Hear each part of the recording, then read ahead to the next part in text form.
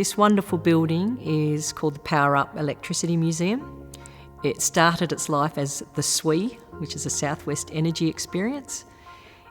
It is a modern museum with an opportunity of telling the story of electricity from pretty well where it began in Western Australia and really delivering growth and development across the regions. Back in 2011, the Shire of Manjimup had an opportunity to become what is known as a super town under the state government Royalties for Regions program. We're one of 9 super towns, and initially we received some funding to produce a town site growth plan. So with a lot of community consultation and some specialists from an economist and a town planner, we engaged with the community and produced the town site growth plan, which effectively had the ambitious target of creating a population that doubles Manjimup's size by 2030. So this project itself is over a $6 million development, plus the value of the collection itself is over $1 million. That's everything from the construction of the building to the fit out of the exhibition itself. Huge project for the Shire, an absolutely massive project for our region and a very exciting opportunity. Oh, for me, yeah, it was like just opening a storybook up again. Like I almost felt like I was back at work, and every one of those units, I could just look at them and procedures for operation and maintenance, all that. It's just, it's still there.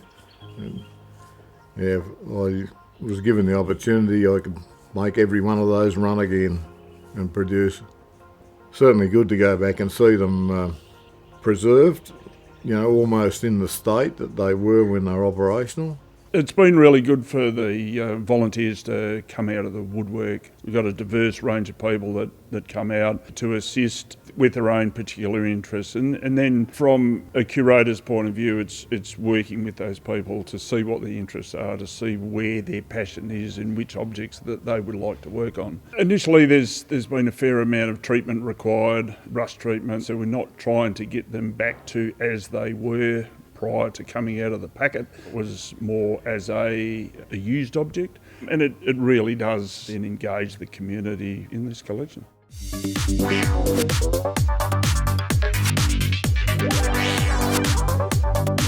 The design experience was lightening the load, was the kind of concept behind it. So we started the experience as sort of initiating people with this idea of electricity through the home, so demonstrating what appliances you have in the home and how it's familiar to you.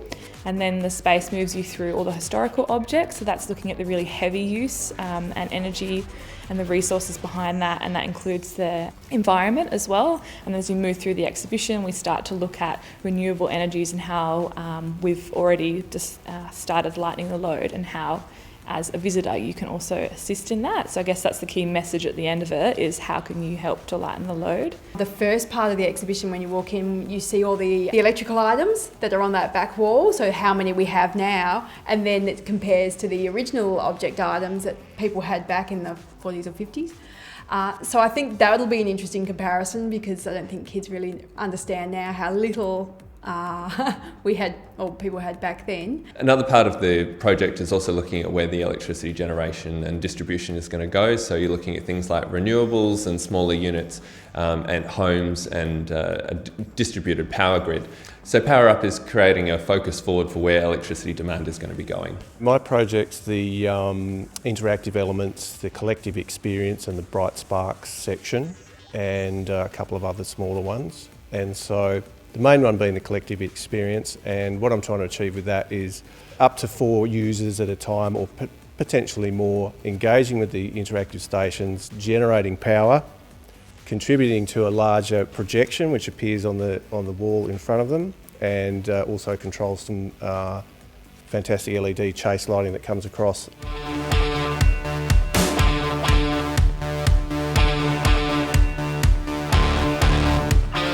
We talk about communities that are resilient, and we look at Manjimup and not just Manjimup, but at the surrounds.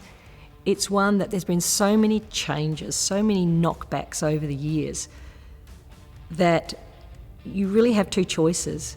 You either take that knockback and you go backwards, or you take that knockback and you say, with every one of these knockbacks, there are opportunities. There are opportunities every way we look. And they're the choices you make. And we chose as a community, and we've chosen as a community on many, many occasions in our heritage and our history to go forward. And we just always look to opportunities. The timber industry restructure that happened gave us that opportunity to really rethink who we are, really rethink who our heroes are. And we recognise that our foundation strength has been our agricultural sector, and our foundation strength is the beautiful natural environment we have around us. Not only does that environment contribute to premium, healthy, top quality food production, but a vast area of recreational and leisure opportunities that not only for ourselves to enjoy, but for visitors, both international and national and interstate visitors, to come and experience this area. So we're here at the Southern Forest Food Council. The Food Council was developed in about 2010 by a bunch of passionate growers. They came together, they wanted to be able to showcase this region for what it is, basically, and that's a food bowl producing over 50 types of fruit and vegetables and premium products as well.